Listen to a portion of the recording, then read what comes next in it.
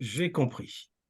Bonjour à tous. Alors attendez, il faut que j'ai un petit truc à faire. Voilà, ça y est, c'est bon. Bon, on va parler aujourd'hui d'une petite compagnie régionale, enfin régionale du Pacifique Sud, la Trapas.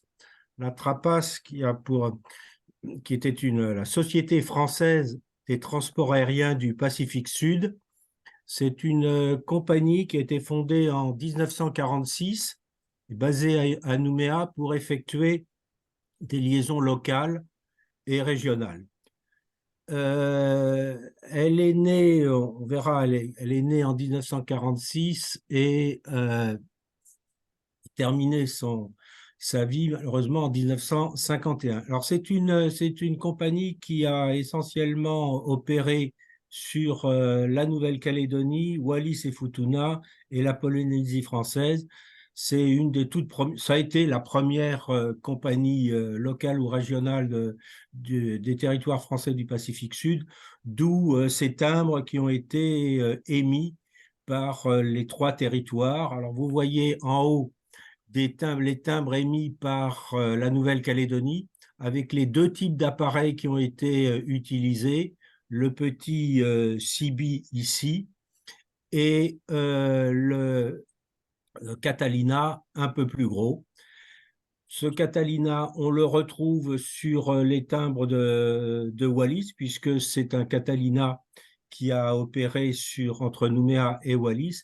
Et enfin, on le retrouve sur la Polynésie française, dans une très belle série des avions en Polynésie française. Alors, l'Atrapas en 1946 s'est doté de deux CB. Là, ce petit avion qui est un avion de 4 places pour effectuer les liaisons locales, c'est-à-dire les voies ici, hein, soit à l'intérieur de la grande terre, soit vers les Loyautés et surtout l'île des Pins. La Trapas a aussi commandé au début deux Catalina qui sont des avions amphibies. Ils ont été commandés sur les surplus de la marine américaine. C'était initialement des hydravions de reconnaissance qui ont été utilisés pendant la Seconde Guerre mondiale, construits par la Consolidated Aircraft et connus sous le nom de PBY pour sa version amphibie. Ces avions ont été utilisés donc pour effectuer la desserte essentiellement des Nouvelles-Hébrides, de Wallis et de la Polynésie. Alors, est-ce que j'arrive à passer? Non, ça passe pas. Pourquoi je n'arrive pas à passer à la page? C'est bizarre. Ah, voilà. Voici donc la carte des principales, enfin des principales liaisons de, de la Trapas. Vous avez ici la route Nouméa, Santo, Port-Vila, la route Nouméa, Nandi, Wallis et la route ici sur Tahiti qui empruntait de temps en temps soit passer par les Samoa, soit passer par Rarotonga. En fait, donc la Trapas a été créée en 1946, comme je vous le disais, au printemps 46. Moi, ça a mis un certain temps avant d'être opérationnel. Les, les statuts n'ont été publiés qu'en octobre 46 et elle a été réellement mise en opération en juillet 47. Alors, elle a été créée sous l'impulsion d'Henri Devez. Henri Devez était le président de la SLN et il présidait la SLN et la Société du nickel. Il résidait à l'époque, pendant la Seconde Guerre mondiale, à New York. C'est une entreprise, donc la Trapas, qui était financée par la SLN au départ. Et puis, début 47, Air France entre pour 51% du capital. Les pilotes sont tous des anciens des forces navales libres. Donc, Jacques Devez, le fils du fondateur. D'autres que je nommerai, parce qu'on trouve souvent ces noms dans les lettres que nous allons voir. Donc, les autres pilotes sont en particulier Pierre Delaunay, Léon Pommier, Jacques Pommier ou Jacques Pontalier. Alors, une fois que ces avions ont été commandés, ben, il a fallu trouver les dollars pour les acheter, ensuite les transformer en avions civils, puis les acheminer jusqu'à Nouméa depuis Los Angeles, Hawaï et Nouméa. Donc, le premier avion n'arrive que le 6 juillet 1947. Il participe au défilé du 14 juillet et il entre en service le 16 juillet 1947. Le deuxième Trapace, lui, n'arrivera que plus tard, en octobre 1947. Voici les Catalinas sur l'hydrobase de la pointe Chalex à Nouméa. Vous voyez encore, tout ça, c'était les anciennes constructions de l'armée américaine. On retrouve là ces hangars typiques de l'armée américaine pendant la Seconde Guerre mondiale. Alors, le premier vol opéré par la Trapace, c'est le vol de Nouméa-Santo Port-Vila du 16 juillet 1947. Alors, on retrouve ce cachet extrêmement courant de la Trapace, la première légion aérienne française Trapace de Nouvelle-Calédonie vers les Nouvelles Hébrides. Les courriers à destination de Santo sont beaucoup plus rares que ceux de Vila. Il n'y a eu que 255 plis transportés de Nouméa à Santo. Ils sont adressés à M. Graziani, qui était un planteur à Santo et qui était surtout administrateur aussi de la Trapace. Le vol commence par Santo et non pas par Port-Vila, parce que Santo est l'île tout au nord de la Nouvelle-Calédonie, comme on a pu voir rapidement, et c'est là où se trouvaient la plupart des colons français aux Nouvelles-Hébrides. Je rappelle que les Nouvelles-Hébrides étaient à l'époque un condominium franco-britannique, donc dont l'administration était partagée entre les Français et les Anglais. Il y avait à Vila, à la capitale, un commissaire anglais et un commissaire français, ceci jusqu'à l'indépendance des Nouvelles-Hébrides en 1980, qui est devenu le Vanuatu. Donc, la distance est quand même considérable, hein. Il faut 3h30 de vol jusqu'à Santo. Le vol, l'équipage s'est arrêté à Santo et est reparti le lendemain pour Vila. Donc, on a un affranchissement à 5 francs 25. Donc, le tarif franco-colonial intérieur est à 2 francs et la surtaxe aérienne est à 3 francs. La surtaxe existait et apparaissait dans le tarif du 1er juillet 1947 pour préparer, dans une certaine mesure, déjà ce premier vol. Le vol, comme je vous le disais, est parti ensuite sur Vila. On retrouve là donc ce grand cachet, première liaison postale aérienne Nouvelle-Calédonie, Nouvelles-Hébrides. Là, vous voyez, il y a beaucoup plus de plis transportés. Il y en a eu 1144 et on en trouve des quantités considérables. J'allais dire dans les boîtes des marchands, maintenant il y en a de moins en moins, mais sur Internet, il y en a là beaucoup plus.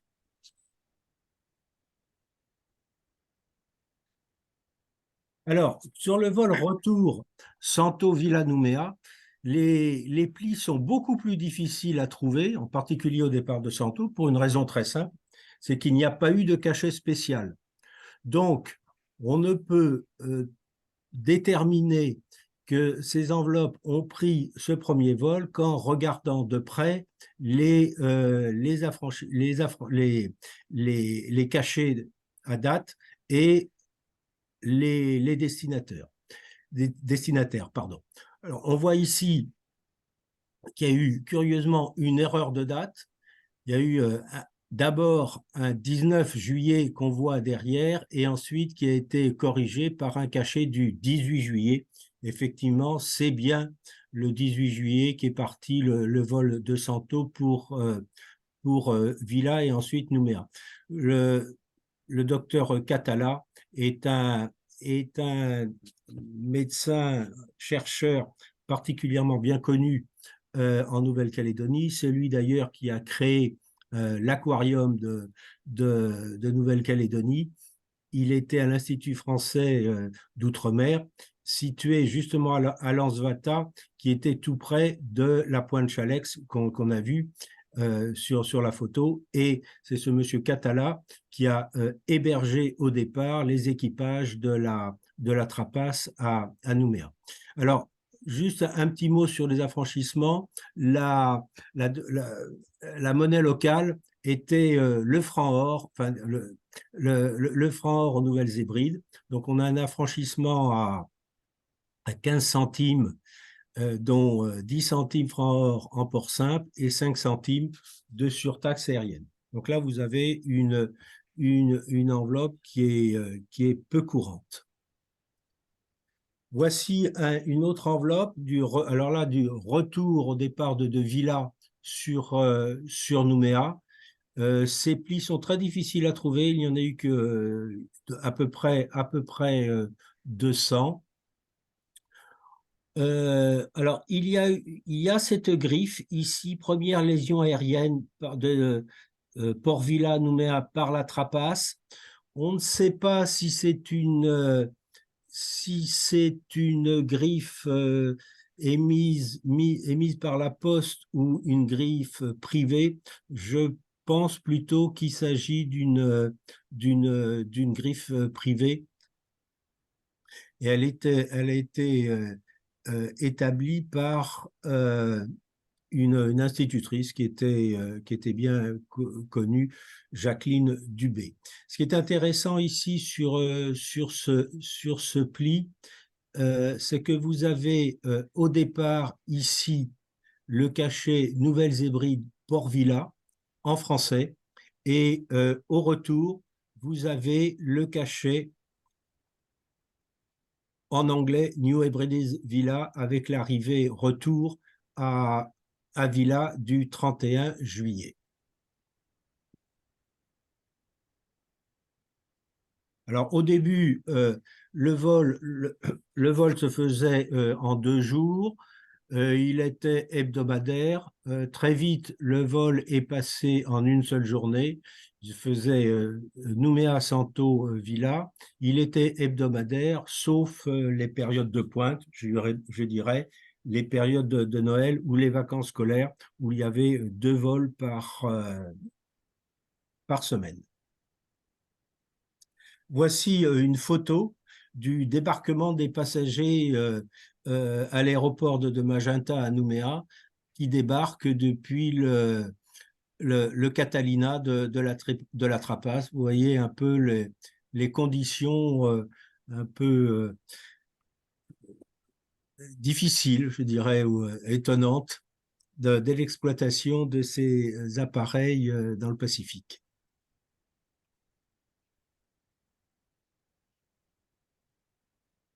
Alors voici un, un pli qui est beaucoup plus intéressant, je dirais, à trouver, qui sont les plis sur les vols réguliers de ces vols. Là, vous avez, parce qu'il n'y a pas de cachet, hein, disons que ce ne sont pas des premiers vols. Vous savez que, bon, on est plusieurs à préférer le deuxième vol ou le dernier vol plutôt que le premier vol en aérophilatélie de façon générale. Ben là, vous avez ici un pli qui a été effectué sur un vol régulier. Ce vol a pu être effectué avec l'arrivée d'un deuxième Catalina en juillet 48, on en dira quelques mots, après la destruction de la flotte suite au terrible cyclone qui a eu lieu en en 48, mais on verra ça un peu plus tard.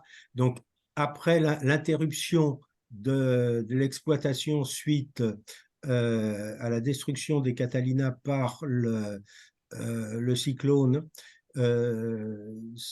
la, la Trapace a relancé ses vols en août 48 et vous avez ici justement un pli sur les premiers vols de retour sur les Hébrides.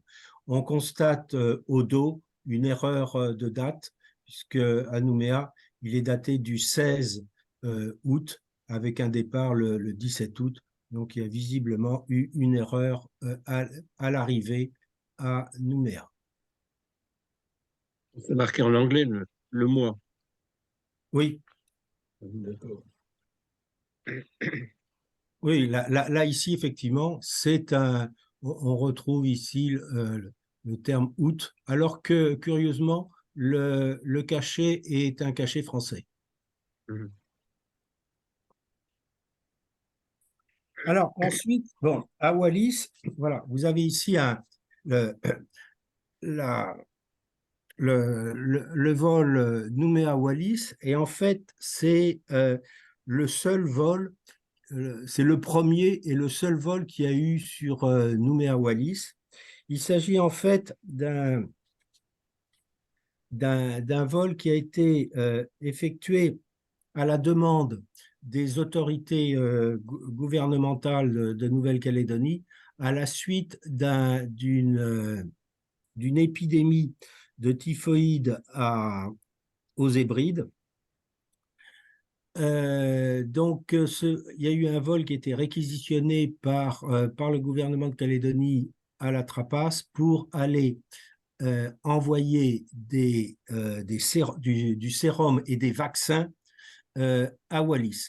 Donc le vol est parti le 28 août au soir de Nouméa. Il se pose dans la nuit à Nandi, au Fidji, où il y reste bon, la nuit. Il repart le lendemain pour Wallis.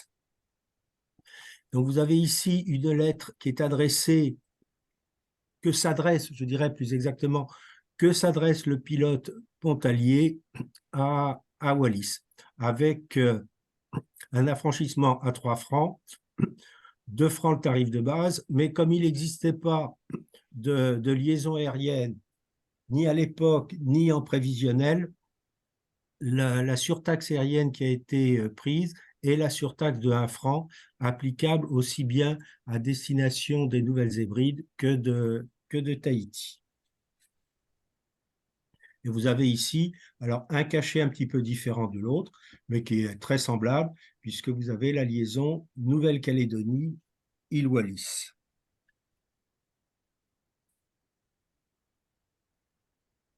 Donc, je continue donc le trajet de ce vol. Le vol se pose il se pose donc à Wallis et le lendemain, retour le 31 août, l'avion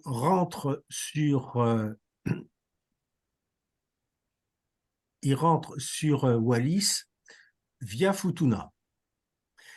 Et alors, l'avion qui avait donc à bord des vaccins et du sérum n'a pas pu se poser à Futuna parce que la mer était trop agitée. Or, donc, ce pli a été largué depuis le Catalina devant l'église de Leana à Futuna avec le lot de sérum. Donc c'est un pli assez particulier, je dirais même très particulier, qui a été donc envoyé par-dessus bord par le pilote pour arriver à Futuna. Vous avez ici un cachet de Futuna pour le retour, protectorat français, qui est un cachet peu commun, je dirais. Celui de Wallis est plus connu, celui de Futuna a été moins employé. Vous avez ici donc un affranchissement à 7 francs qui est identique à celui qu'on a vu précédemment, avec en plus une taxe de recommandation de 4 francs. C'est je dirais, une pièce amusante. Une petite question. Oui, Pourquoi sur le timbre à date, là, marqué 28 parce que c'est le retour. sur la diapo, Oui, oui, là, 28, parce que c'est le alors que retour. c'est le 28, Non, c'est en novembre. c'est en novembre. C'est en novembre. Voilà, Ouais, donc c'est le titre qui est trompeur. Ah non, oui, parce qu'en non, fait, ah non, oui, non, c'est le vol. Le vol a bien eu lieu le 28-29 août, mais la lettre est ah, donc d'accord. restée à Futuna et renvoyée quelques mois plus tard, parce que bon, à l'époque, bon, évidemment, il n'y avait aucun avion et des bateaux, même les bateaux pour Futuna, étaient particulièrement rares.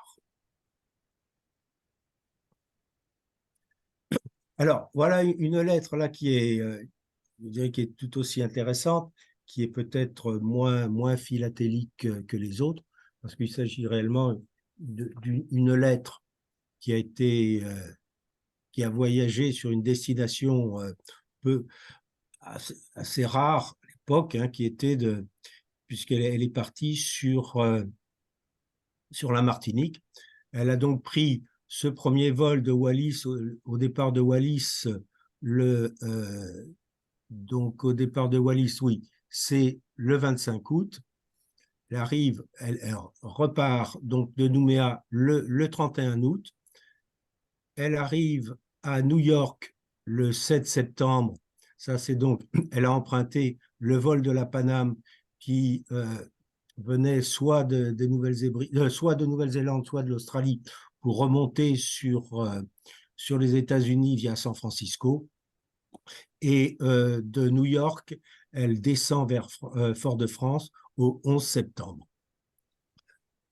Cette lettre on voit ici un recommandé avec accusé réception, d'où le tarif, les 2 francs du tarif de base d'un tarif franco-colonial, puisque on est bien entre 2 colonies, le 4 francs de recommandation pour la recommandation, les 2 francs supplémentaires pour l'accusé de réception, et avec 2 surtaxes aériennes, une première surtaxe de 1 franc entre Wallis et Nouméa, et une deuxième surtaxe à 8 francs cette fois-ci pour l'acheminement par avion de Nouméa et à la Martinique.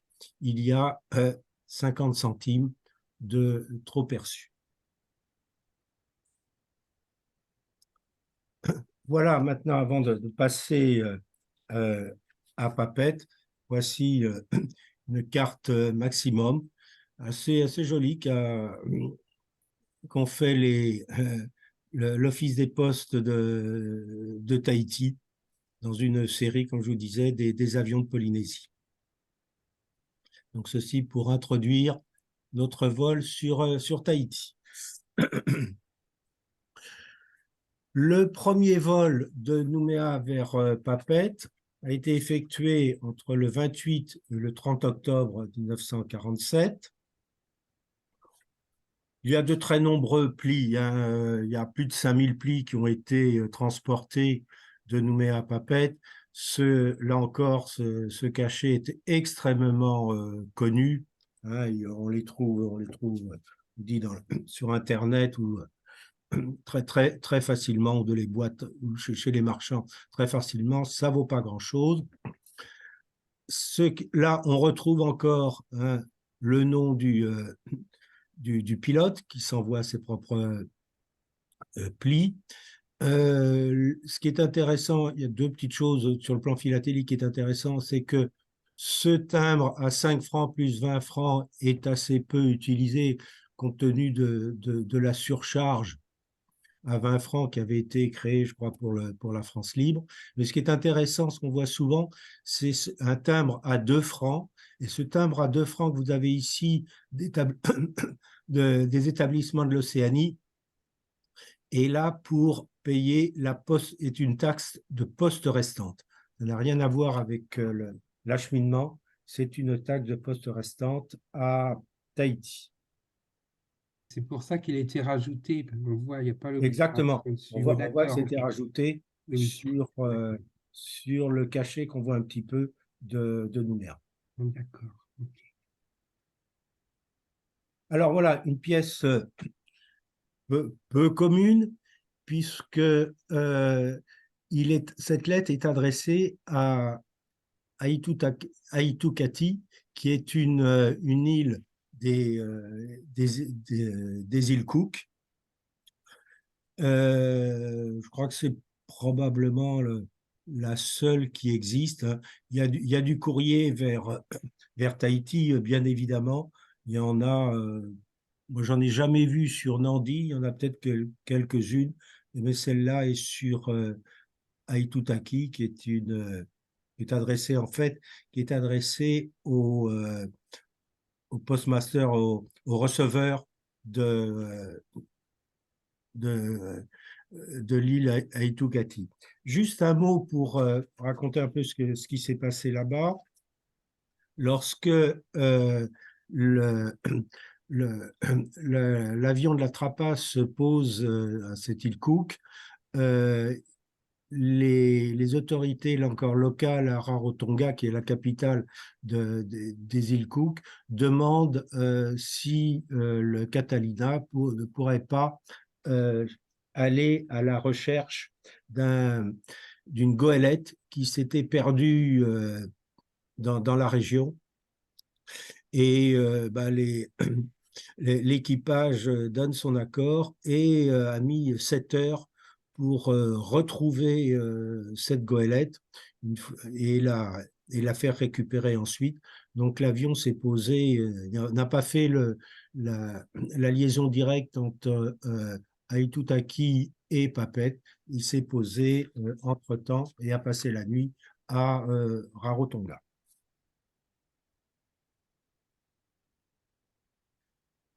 Voici alors des plis du vol retour. Vous avez ici un pli au départ de Papeete pour Nouméa.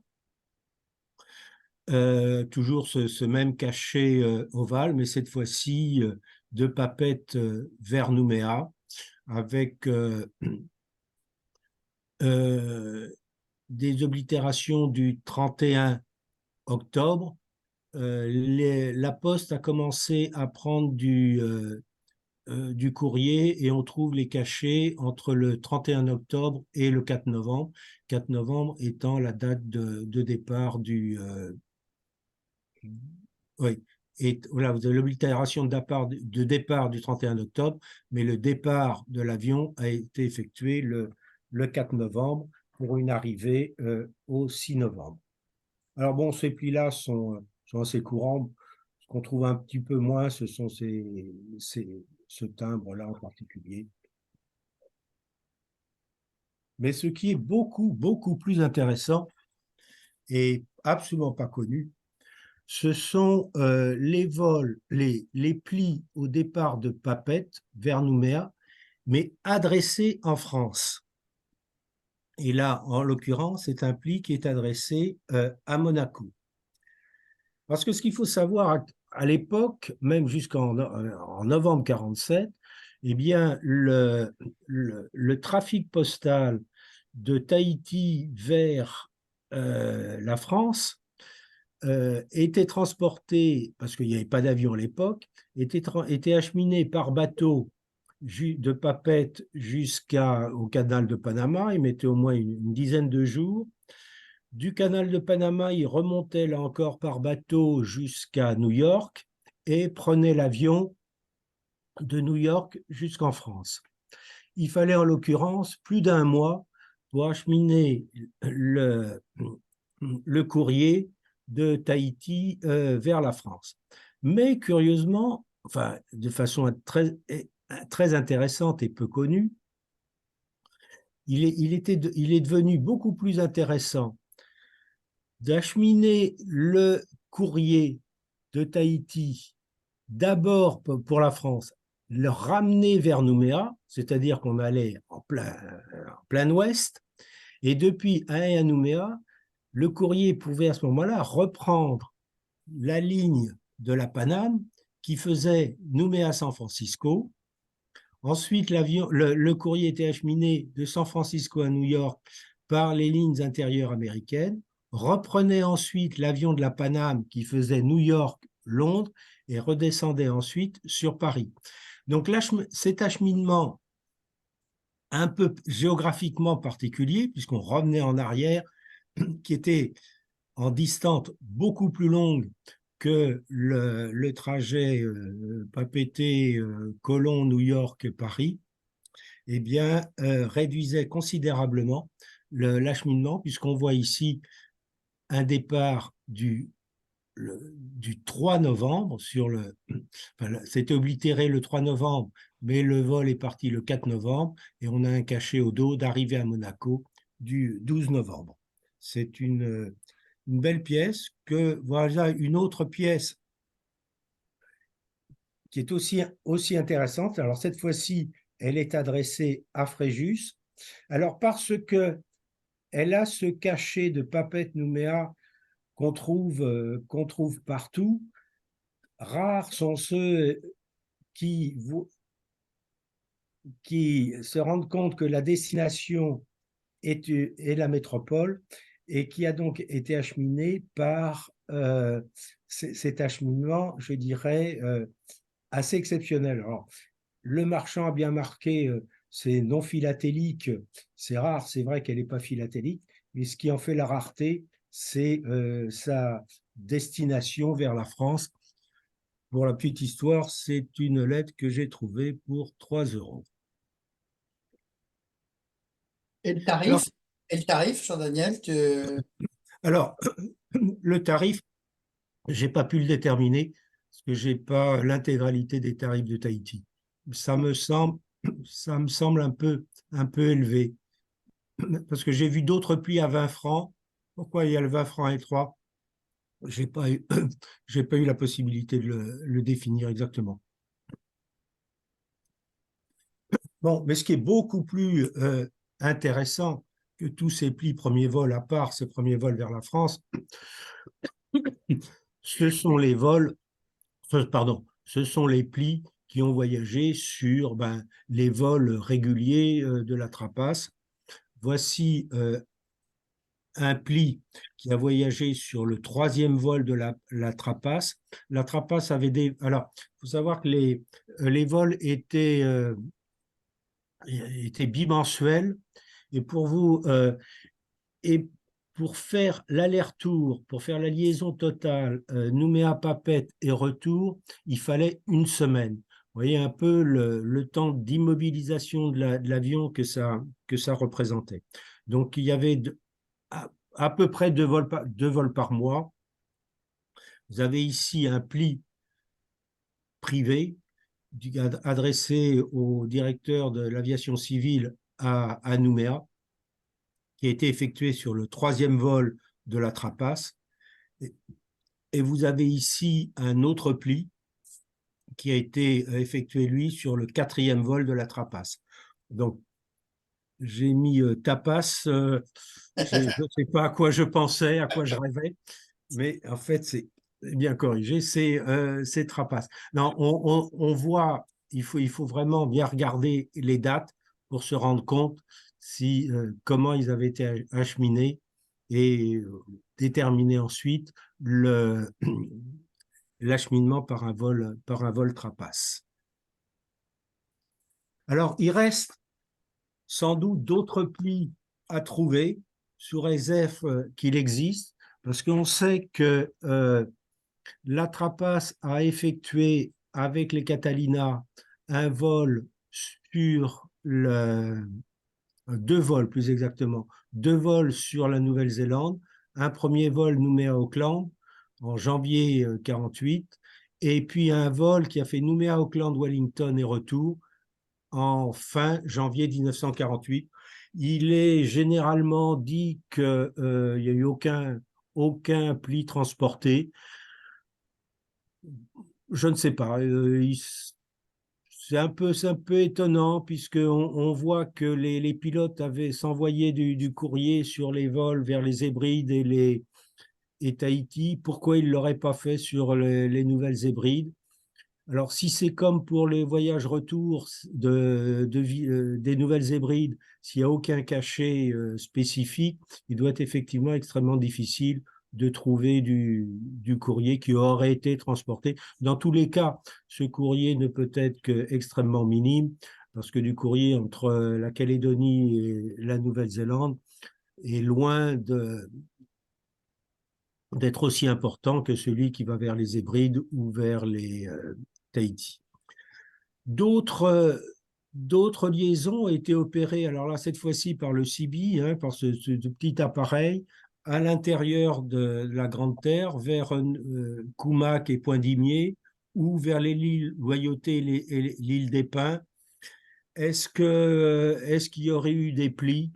J'en ai jamais entendu parler, j'en ai encore moins vu, mais bon, c'est peut-être, reste-t-il à trouver. Bon, les plis de la CIBI sont certes, des CIBI sont extrêmement rares s'ils ont existé, parce que l'opération de la CIBI n'a pas duré extrêmement longtemps, parce que c'était un petit hydravion qui était dont les moteurs étaient tout à fait insuffisants pour décoller à pleine charge, surtout lorsque la mer était agitée. Donc, dès le début 1948,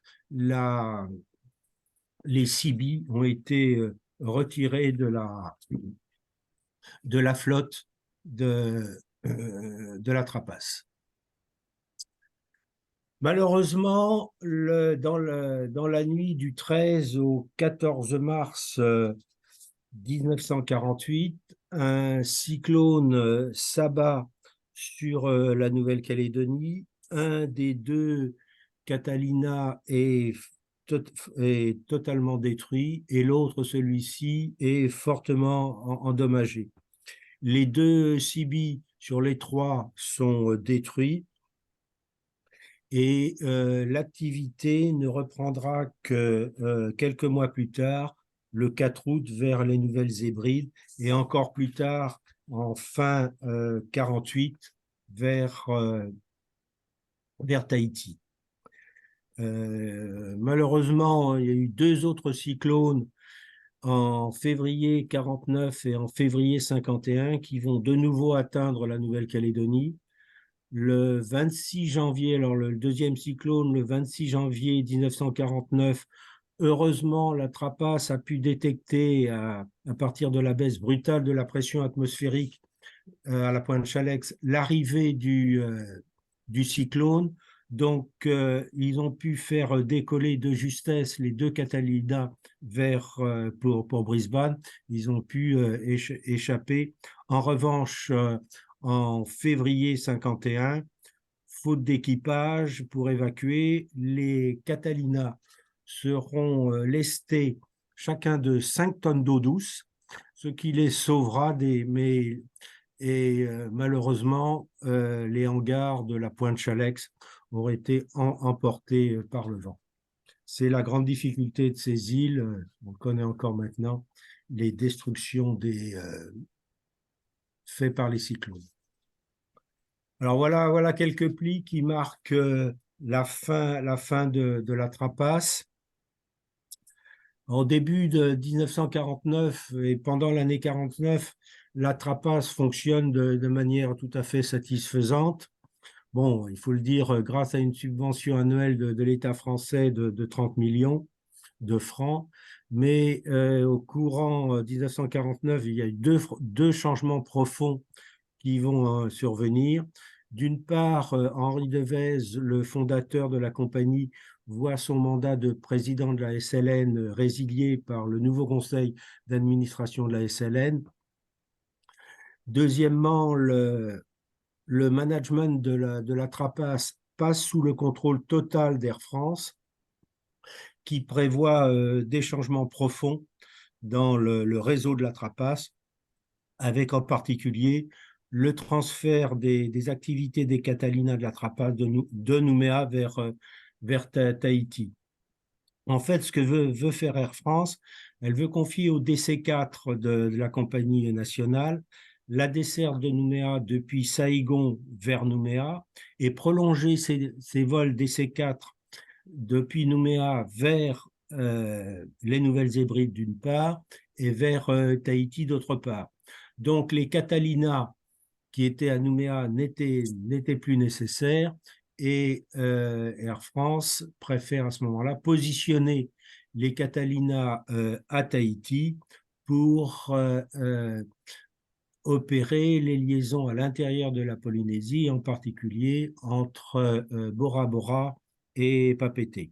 Alors l'instigateur de toute cette nouvelle politique est un administrateur de la Trapace qui représente Air France et qui est bien connu, qui est Paul Hébrard. Alors, il est bien connu des aérophilatélistes parce qu'il a été un ancien pilote de la Croix du Sud en 1935 et il fut ensuite, bien plus tard, le futur président d'Air Inter. En 1950, le ministère des Finances français, malheureusement, supprime la subvention d'équilibre destinée à la Trapace et en juin 1950, pour des raisons opérationnelles, l'Air France abandonne son projet de desservir Nouméa, Papeete, en fait Nouméa Bora Bora en DC-4 en raison de l'absence de liaison radio entre Nouméa et Papeete. Donc la Trapace meurt malheureusement faute d'argent. Son activité se termine en juillet 1950. Vous avez là en juillet 1950, oui, vous avez là une lettre de la Trapace de cette époque avec une belle enveloppe de l'entreprise adressée à Honolulu et ici, qui montre bien les liens qu'il y avait entre la Trapace et Air France, une lettre adressée au président du conseil d'administration de la Trapace à Air France, rue Marbeuf. Voilà la fin de la Trapace. Je vous remercie. Merci. Merci bien, Jean-Daniel. C'était très bien.